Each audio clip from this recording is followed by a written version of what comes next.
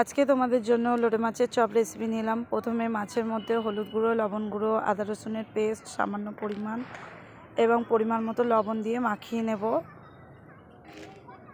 এবারে এদিকে বেসনের উপরে লঙ্কা গুঁড়ো, হলুদ গুঁড়ো, পরিমাণ মতো লবণ দিয়ে দিলাম, কর্নফ্লাওয়ার 2 চামচ দিয়ে দিলাম, একটা ডিম ভেঙে দিলাম, খাওয়ার সোডা সামান্য পরিমাণে দিলাম, দিয়ে ভালো করে জল দিয়ে মাখিয়ে নেব। মাখানোটা যেন গাঢ় মতো হয়। এদিকে কড়াই তেল গরম করলাম। মাছগুলো আমি 2 পিস করে নিয়েছিলাম, না তো ঠিক মতো ভাজা যাচ্ছিল না। দেখো আমার লোটে মাছের চপ রেডি। তোমরাও বাড়িতে বানিয়ে দেখো কেমন হয়েছে, কমেন্টে জানিও।